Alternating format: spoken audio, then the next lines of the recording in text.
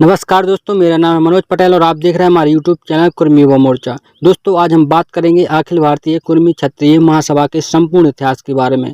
इसमें हम आपको बताएंगे कि आखिर कुर्मी समुदाय को अंग्रेजों के शासनकाल में अखिल भारतीय कुर्मी क्षत्रिय महासभा का गठन क्यों करना पड़ा, और इसके साथ हम ये भी बताएंगे कि स्थापना से लेकर अभी तक कुर्मी क्षत्रिय महासभा के अध्यक्ष कितने बन चुके हैं और किस किस उपजाति के हैं। तो यह जानना इतना ही आवश्यक है जितना कि आपके लिए खाना है, क्योंकि दोस्तों जिस प्रकार खाना ना खाने से कमजोरी आ जाती है, ठीक उसी प्रकार स्वामी विवेकानंद जी ने कहा है कि जो व्यक्ति अपना इतिहास नहीं जानता है उसमें मानसिक कमजोरी स्वतः ही आ जाती है। तथा सरदार वल्लभ भाई पटेल जी ने कहा है कि इतिहास रचने के लिए इतिहास को जानना अति आवश्यक है। तो प्लीज वीडियो को पूरा जरूर देखें, और अगर आपने अभी तक हमारे YouTube चैनल कुर्मी युवा मोर्चा को सब्सक्राइब नहीं किया है तो प्लीज सब्सक्राइब कर लें और साथ ही बेल आइकन दबा लें ताकि आने वाली महत्वपूर्ण नोटिफिकेशन आप तक जल्द आ जाए।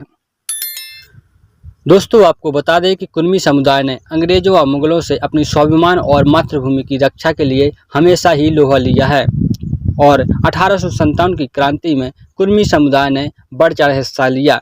इसलिए अंग्रेजों ने कुर्मी समुदाय के मनोबल को गिराने के लिए कुर्मी जाति का इतिहास को तो तहस नहस किया ही, साथ ही कुर्मी को एक जाति की बजाय आपराधिक जाति घोषित कर दिया और कुर्मी जाति को पुलिस नौकरी से वंचित कर दिया। ऐसा प्रत्यक्ष उदाहरण उत्तर प्रदेश के बाबू रामाधीन सिंह जी है, क्योंकि इन्हें बाबू रामाधीन सिंह जी को पुलिस की नौकरी से सिर्फ कुर्मी जाति होने की वजह से निकाला गया था। तो इन्होंने एकजुट होकर अखिल भारतीय कुर्मी क्षत्रिय महासभा का गठन किया और 1894 में महासभा के महासचिव बने तथा फर्रुखाबाद के श्री राज सिंह बाबू ज्ञानलाल सिंह अध्यक्ष बने, जो पहला अधिवेशन किया, तथा 1895 में द्वितीय अधिवेशन की अध्यक्षता लखनऊ में बाबू नंदलाल सिंह जी ने की और 1896 में तृतीय एवं 1899 में चतुर्थ अधिवेशन की अध्यक्षता पटना के एडवोकेट बाबू मिथिला शरण सिंह जी ने की। 1909 में चुनार मिर्जापुर में 5वां अधिवेशन हुआ, जिसके अध्यक्ष कर्नाटक के माननीय बी नगप्पा और बार एटला बने, और सन 1910 में 6वें अधिवेशन की अध्यक्षता नागपुर में हुई, जिसके अध्यक्ष आंध्र प्रदेश के श्री कटोरी वेंकटराय नायडू जी बने, और सन 1911 में 7वें अधिवेशन हुआ, जिसके अध्यक्ष पटना के श्री सजीवन लाल सिंघा जी बने, और सन 1912 में 8वां अधिवेशन हुआ, जिसके अध्यक्ष गुजरात के जयसी स्वामीनारायण जी बने, और सन 1913 में 9वां अधिवेशन हुआ, जिसके अध्यक्ष माननीय विट्ठल भाई जबेर भाई पटेल जी बने। विट्ठल भाई जबेर भाई पटेल सरदार वल्लभ भाई पटेल के सगे भाई हैं, और सन 1915 में 10वां अधिवेशन हुआ, जिसके अध्यक्ष गुजरात के श्रीमंत संपतराव गायकवाड़ जी बने।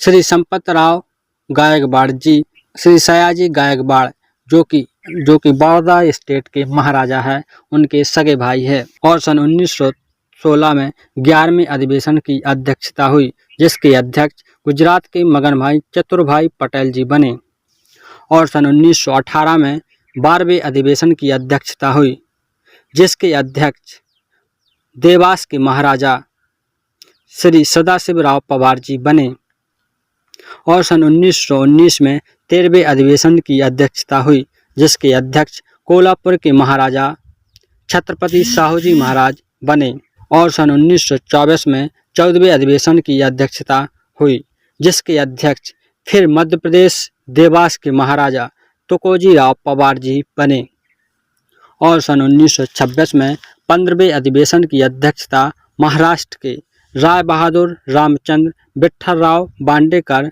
जस्टिस ऑफ पीस MLC बने, और सन 1927 में 16वें अधिवेशन की अध्यक्षता एक बार फिर मध्य प्रदेश के देवास के महाराजा श्री जगदेव राव पवार जी बने, और सन 1928 में 17वें अधिवेशन की अध्यक्षता फर्रुखाबाद के श्री बिंद्रालाल कटियार जी बने, और सन 1929 में 18वें अधिवेशन की अध्यक्षता हुई, जिसके अध्यक्ष फिर एक बार देवास के महाराजा जगदेव राव पवार जी बने, और सन 1930 में 19वें अधिवेशन की अध्यक्षता हुई, जिसके अध्यक्ष महाराष्ट्र के रामचंद्र राव अर्जुन राव गोले जी बने। और सन 1931 में 20वें अधिवेशन की अध्यक्षता हुई, जिसके अध्यक्ष मुंबई के नामदेव एकनाथ नावले जी बने।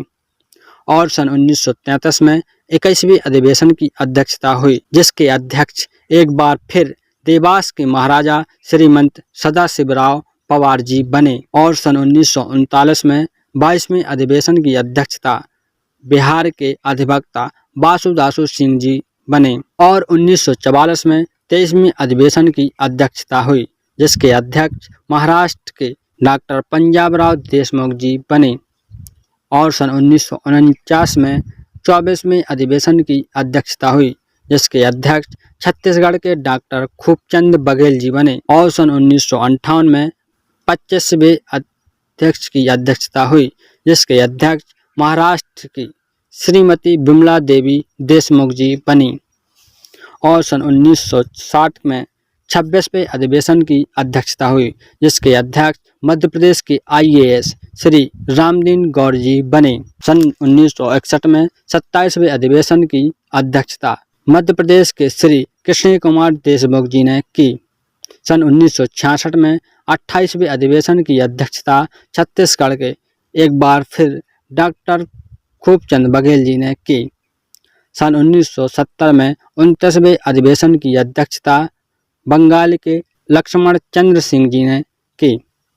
सन 1971 में 30वें अधिवेशन की अध्यक्षता हुई, जिसके अध्यक्ष गुजरात के माननीय जहांभाई पटेल जी बने। सन 1976 में 31वें अधिवेशन की अध्यक्षता आंध्र प्रदेश के श्री बालशौरी रेड्डी जी बने। सन 1978 में 32वें अधिवेशन की अध्यक्षता गुजरात के प्रोफेसर KR अमीन जी बने। सन 1980 में 33वें अधिवेशन की अध्यक्षता छत्तीसगढ़ के श्री धनीराम वर्मा जी बने। सन 1981 में 34वें अधिवेशन की अध्यक्षता फिर एक बार छत्तीसगढ़ के श्री धनीराम वर्मा जी ने की। सन 1983 में 35वें अधिवेशन की अध्यक्षता मुंबई के श्री नरेंद्र तिड़के जी ने की। 1987 में 36वें अधिवेशन की अध्यक्षता कानपुर के श्री देशराज कटियार जी ने की। और 1991 में 37वें अधिवेशन की अध्यक्षता उत्तर प्रदेश के पूर्व DGP श्री बाबू महेंद्र सिंह जी ने की। 1995 में 38वें अधिवेशन की अध्यक्षता वाराणसी के डॉक्टर बलिराम सिंह जी ने की। सन 2008 में 39वें अधिवेशन की अध्यक्षता कानपुर के श्री जगदेव प्रसाद कनौजिया जी ने की।